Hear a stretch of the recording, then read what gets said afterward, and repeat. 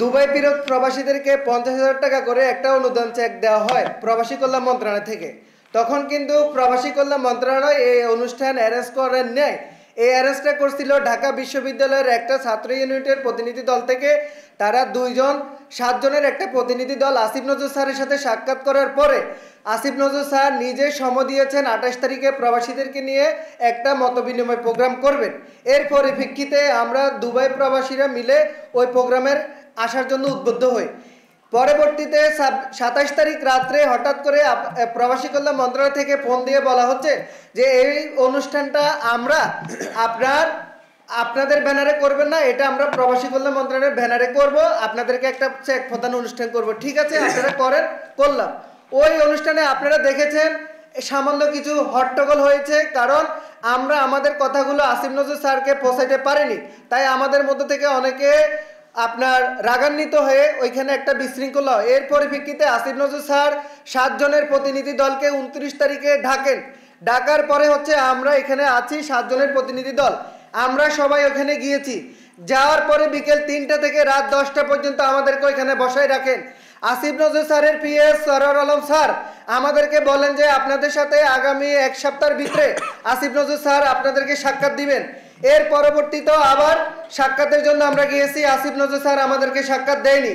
আপনারা সবাই দেখেছেন গত 22 তারিখ জানুয়ারিতে একটা আন্দোলন হয়েছে মালয়েশিয়ান প্রবাসীরা, তখন আমি ওই আন্দোলনের লিড দিই।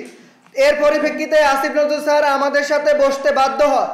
তারপরে আমি আসিফ নজরুল স্যারকে 2 হাত তুলে ক্ষমা চেয়ে বললাম যে স্যার ওই দিন যে ঘটনা হয়েছে দুবাই ফেরত প্রবাসীদের অনুষ্ঠানে সকালের পক্ষ থেকে আমি আপনার কাছে ক্ষমা চাচ্ছি এবং কি অনুতপ্ত প্রকাশ করি। আপনি সবকিছু ভুলে গিয়ে প্রবাসীদের সাথে মঙ্গলের জন্য কাজ করুন এবং প্রবাসীদের সাথে হচ্ছে একতাবদ্ধে আমাদের কিভাবে মঙ্গল হয়, কিভাবে আমাদেরকে পুনর্বাসন করা যায়, কিভাবে কি করতে পারেন। আসিফ নজরুল স্যার আমাকে উত্তর দিয়েছে, বাবা তুমি যদি সৌদি প্রবাসী হতে তাহলে তো আমি তোমার সাথে বসতামই না। আমি বললাম স্যার এইটা কেন আপনি বলতেছেন, আপনি তো আপনাদের মন্ত্রণালয়ের দায়িত্বে আছেন।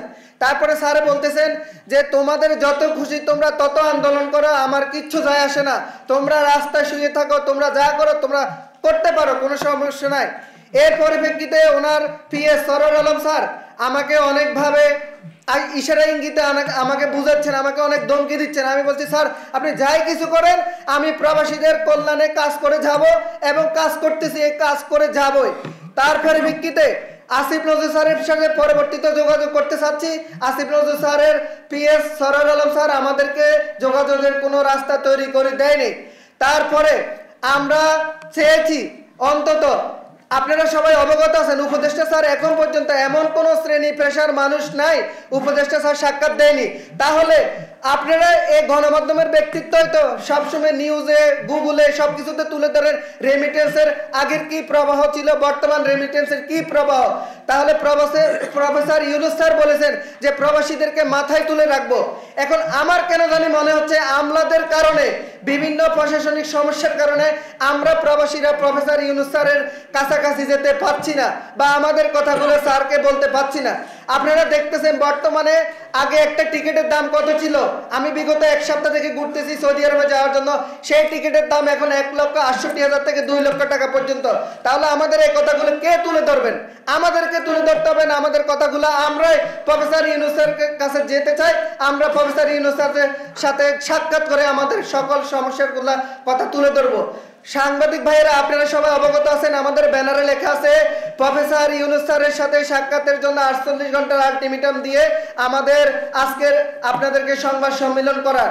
আমি আপনাদের কাছে একটা কথা বলতে চাই, আপনারা দেশবাসীকে এবং কি প্রত্যেকটা মিডিয়াতে তুলে ধরেন আমরা কিন্তু এখন আর শুধু দুবাই, সৌদি আরব, কাতার নয়, আমাদের পাশে এখানে সিঙ্গাপুর প্রবাসী আছে, ইউকে আছে, ইউএসএ আছে, সমস্ত বহির্বিশ্বের প্রবাসীরা আমরা একত্রিত হয়ে আগামী 48 ঘন্টার মধ্যে যদি আমরা প্রফেসর ইউনূস স্যারের সাথে যদি প্রবাসীর প্রতিনিধিরা সাক্ষাৎ না পায় তাহলে আমরা একতাবদ্ধভাবে আগামী 9 আপনার ফেব্রুয়ারিতে আমরা কঠোর থেকে কঠোর আন্দোলন দিব এবং কি আমরা রেমিটেন্স শাটডাউন দেওয়ার মতো কর্মসূচি পালন করতে বাধ্য হব। প্রিয় সাংবাদিক ভাইরা, আপনারা জানেন যে প্রবাস কথাটা কিন্তু একটা সম্মানের জায়গা। তাই আমরা চাইনি যে এই অন্তর্বর্তী সরকারকে কোনো চাপে সৃষ্টি পালনের জন্য, কোনো চাপে তৈরি করার জন্য আমরা রাস্তা অবরোধ করব, অবরোধ কর্মসূচি করব, ভাঙচুর করব। আমরা এগুলোতে আমরা করতে চাই না। আমরা চাই শান্তি শৃঙ্খলাভাবে আমরা দাবি আদায় করব। যদি আগামী 48 ঘন্টার মধ্যে প্রফেসর ইউনূস স্যারের সাথে যদি আমাদের সাক্ষাতের কোনো ব্যবস্থা না হয়, তাহলে আমরা রেমিটেন্স শাটডাউন থেকে এর বড় বড় যত কর্মসূচি দেওয়া যায়, আমরা বহির্বিশ্বের সকল প্রবাসীরা একজোট হয়েছি, একত্রিত হয়ে আমরা আমাদের দাবি আদায় করে নিব। আমি বলতে চাই ডিজিএফআই, এনএসআই, এসএফআই, আপনারা সবাই আমাদেরকে নিয়ে কাজ করুন। আপনাদের কাছে লিগ্যাল নোটিশ আমরা পাঠিয়েছি, আগামী 48 ঘন্টার মধ্যে প্রফেসর ইউনূসের সাথে সাক্ষাতের ব্যবস্থা করে দেন।